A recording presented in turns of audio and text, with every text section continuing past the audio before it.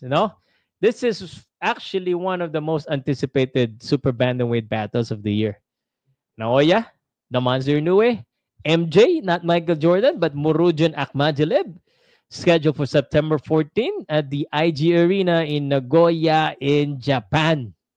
No, unification on the line. Every major belts in the division. This is, I would say, a stylistic contrast. Inoue has a devastating power and precision versus Akhmadaliev's southpaw angles, hunger to win and to prove himself, and a lot of you guys, including myself, the critics.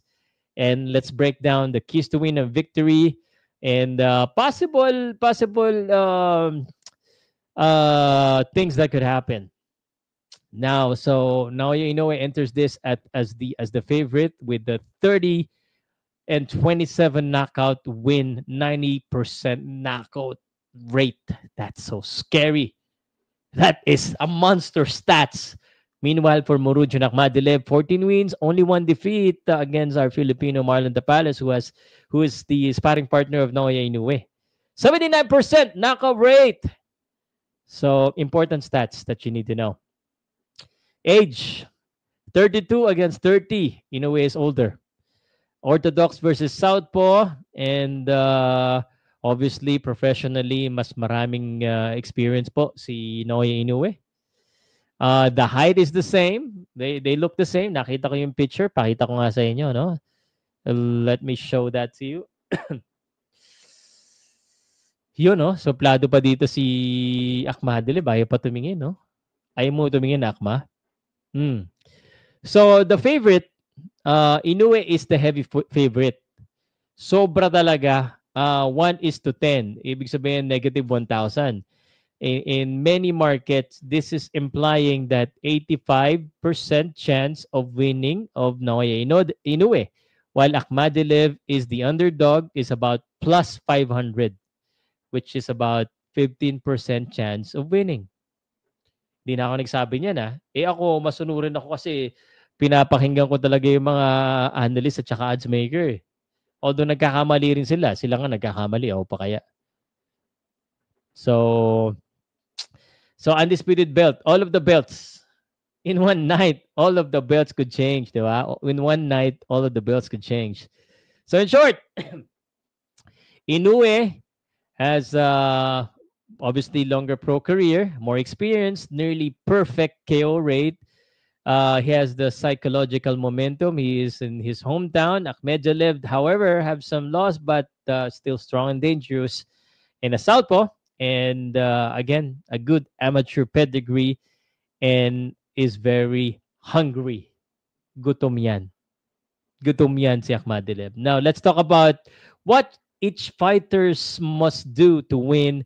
And this is our, teka, special effect ko. Our keys to win. For Naoya Inoue, the simplest one to give keys to win is basically just do the same thing. Number one, exploit experience and precision. Precise Inoue. He's been in big fights plenty of time. His timing is impeccable. His accuracy is right there, so excellent.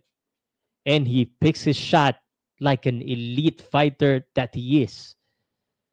So, isang pagkakamali lang po, no? Isang pagkakamali lang ni Akhmadaliev, sa tingin ko, goodbye. Kahit na hindi pa napapabaksak yan. So, precision is gonna be very important. Marami na sumuntok yan, precise pa. Number two, as always, laging keys to win ni Inoue, body shots, body work. Kailangan tirahin niya ng tirahin sa katawan si Akhmadaliev. Pag bumagal yan, wala na. Number three, simple lang. Just pressure. Yung pressure niya, gagaya ng ginagawa, wag lang sobrang ma-extend. Watch out for that left hook, Inoue. Pero kasi si Inoue, talagang pressure fighter yan ever since. And he adapts. So he needs to adapt on this fight kasi posibleng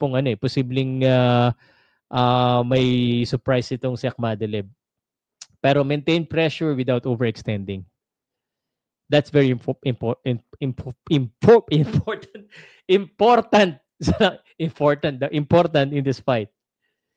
And yung ano lang, ano lang siguro defense niya siguro.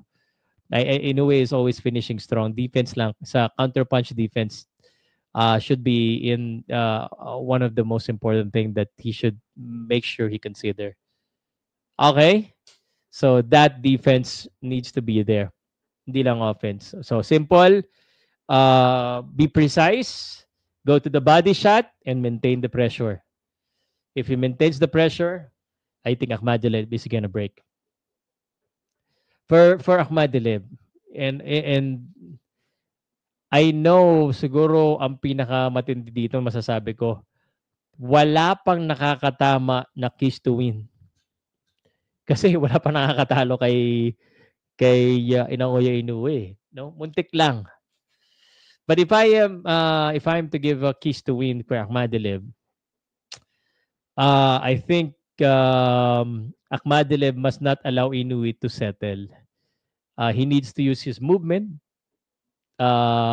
feints, counter shot early, and not make Inoue comfortable. So disrupt the rhythm. And how do you disrupt? Yun, counter shot, the jabs. So number 2, sa tingin ko, kailangan hindi magbabad si Akhmadilib. So pa-jab-jab siya, pa-counter-counter. So very important yung counter para kay Akhmadilib because Inoue is gonna attack. And then wag masyado bumabad sa palitan. Ang hirap naman kasi bumabad kay Inoue, no? Matamaan ka. Feeling ko mas malakas pa rin si Inoue. So disrupt niya with the jab, counter shot, and limit the engagement. So baga papapak, layo, papapapak, ganun. Parang wag masyado bumabad kay Inoue. And stay mobile, use angles. Yun ang pinaka-importante diyan. Because pag yung paa niya, magbilang kayo ng 5 seconds at hindi gumalaw yan, paktay siya kay Inoue. So, and how does he do that?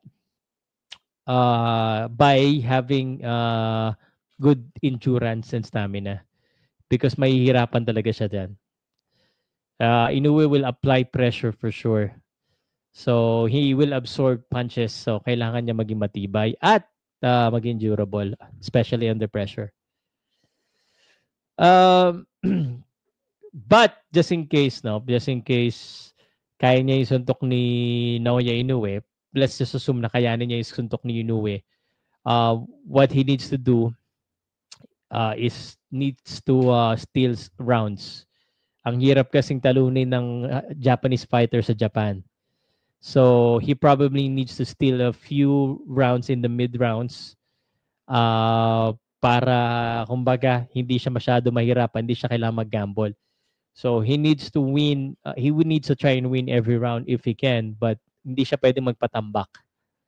Kasi pag nagpatambak siya, kunwari natalo siya ng ilang rounds, mapipilitan siya makipagsabayan at mag-risk some more, which means doon siya mananakaut. Okay? So let's consider this. Yun yung keys to win. Let's consider this.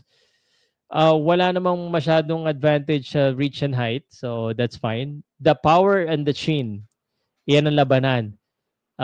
Great power, umulan bigla. Great power or great chin, which one would work?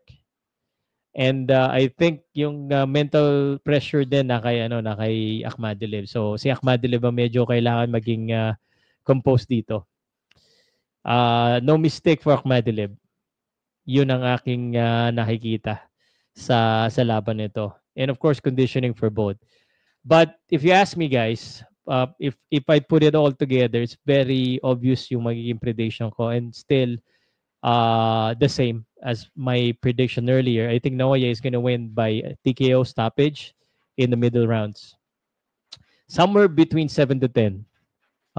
And I expect the fight will go, I think siguro depende kay Akhmadilib, no? Kung hindi siya makipag-engage. But if he's smart, hindi siya bababad talaga. Pag bumabad siya, it could be earlier. Inoue's power is just too much. The body work, the ability to dominate and recover, that's just too much. If it goes to the scorecard, I see a one-sided fight for Inoue as well. So all due respect to Akhmadalib, I just don't see him winning against Inoue. If he can hurt Inoue, then maybe he can win by knockout. The only way Akhmadalib is gonna win is by knockout if he can hurt Inoue. I don't foresee him outboxing Inoue as well.